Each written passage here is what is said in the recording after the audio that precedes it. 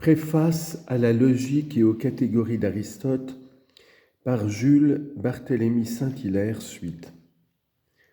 La logique est donc, pour résumer, tout ce qui précède une science et non point un art. Elle est une théorie et non point une pratique.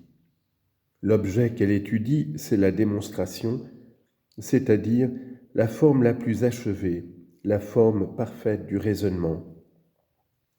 Elle étudie cet objet rationnellement tout en puisant ses éléments dans le langage, imitation et symbole, comme dit Aristote, de la parole intérieure de l'âme. Elle ne peut pas conduire l'homme à la vérité d'une manière infaillible parce qu'elle observe à titre de science ce qui est, et que l'esprit de l'homme admet le faux, quoiqu'il ne recherche que le vrai. L'étude de la logique est utile comme toute étude profonde et sérieuse. Elle féconde d'autant plus l'esprit qu'elle le rappelle à lui-même et concentre ses forces. À côté d'elle, mais infiniment au-dessous, il existe un art qu'elle doit essayer de discipliner, mais qu'elle ne fait pas, et que la nature apprend à l'homme bien mieux encore que ses leçons. À côté d'elle, et même au-dessus d'elle, il existe peut-être une méthode à laquelle elle-même obéit, et cette méthode, tirée du fond de la conscience psychologique, de la vie réelle de l'esprit, est la seule qui mène à la source cachée mais certaine de tous les actes de la pensée. Si la logique est bien ce que nous venons de dire, rapportons à cette mesure l'œuvre d'Aristote et jugeons-la sur l'idéal de la science. En quoi la doctrine de l'Organon est-elle vraie? En quoi est-elle fausse? Est-ce bien de la logique pure qu'a fait Aristote, ou n'est-ce que de la logique appliquée, ainsi qu'on le lui reproche? Aristote a-t-il fondé la science comme nous lui en faisons gloire, comme il s'en vante lui-même?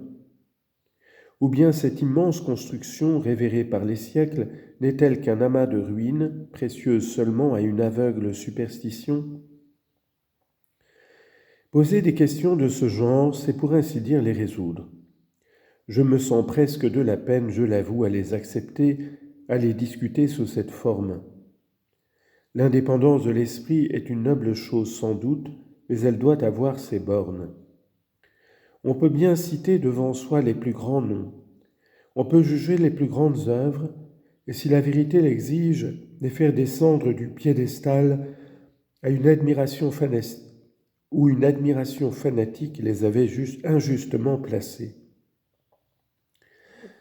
Mais quand on s'adresse à des génies tels qu'Aristote, on doit tout d'abord se rappeler cette maxime de l'un de ses adversaires les plus graves au début du XVIe siècle, de Louis Vives, et dire avec lui « Verecunde ab Aristotele dissentio ». Prenons bien garde à ce que doit être aujourd'hui une critique de l'Organon pour des juges qu'ont pu instruire l'histoire de l'esprit humain et l'histoire de la philosophie. Aristote ne comparait pas tout seul, et quand nous l'appelons à notre tribunal, n'oublions pas qu'il y arrive accompagné des plus illustres, des plus nombreux défenseurs. 22 siècles viennent déposer pour lui. L'Antiquité et le Moyen-Âge, les religions les plus opposées, les nations les plus ennemies, les temps les plus différents, les esprits les plus divers, se portent unanimement ses cautions et ses appuis. Pour ne parler que des plus grands, Théophraste, Alexandre d'Aphrodise, Galien chez les anciens, saint Augustin, Boès, Alcuin, Abélard, Albert le Grand, saint Thomas d'Aquin, dans le sein de l'Église, Avicenne, Al-Razali, Averroès chez les Arabes, Duns Scott, Occam au XIVe siècle, Erasme, Mélenchon, Zabarella à la Renaissance, avec les collèges des jésuites de Coimbra et de Louvain. Au XVIIe siècle, Port-Royal, Bossuet, Leibniz. Au XVIIIe siècle, Euler et Kant. De nos jours enfin, Hegel, pour ne rappeler que ce seul nom. Juger Aristote, ce n'est pas moins que juger l'esprit humain, non pas seulement dans l'un de ses représentants les plus éminents, mais en lui-même, car c'est tout le passé de l'esprit humain qu'avec Aristote nous faisons comparaître devant nous. Il n'y a guère que l'outrecuidance de Bacon qui puisse soutenir que ce consentement unanime qui en impose à la première vue n'est qu'un signe trompeur, que cette multitude d'hommes qui semblent être tous du même sentiment sur la logique et la philosophie d'Aristote ne s'accordent ainsi que par l'effet d'un même préjugé et d'une même déférence pour une autorité qui les subjugue tous, que c'est plutôt un assujettissement commun, une coalition d'esclaves qu'un vrai consentement. Que d'ailleurs, quand ce prétendu consentement serait aussi réel et aussi universel qu'on le dit, tant s'en faut qu'une telle unanimité doive être tenue pour une véritable et solide autorité, qu'au contraire, elle fait naître une violente présomption en faveur du sentiment opposé, et que dans les choses intellectuelles, c'est de tous les signes le plus suspect. Fin de citation de Bacon. Ne partageons pas ce superbe mépris pour les opinions humaines. La gloire ne se trompe pas jusqu'à ce point, et laissons à Bacon le triste honneur envié peut-être aussi, et bien à tort par quelques-uns des sages philosophes de l'Écosse, d'être seul de son avis. Jugeons Aristote avec indépendance, mais avant tout, et pour l'humanité elle-même, jugeons-le avec respect. Reconnaissons d'abord qu'il a creusé le plus profond intervalle entre la science proprement dite et l'art.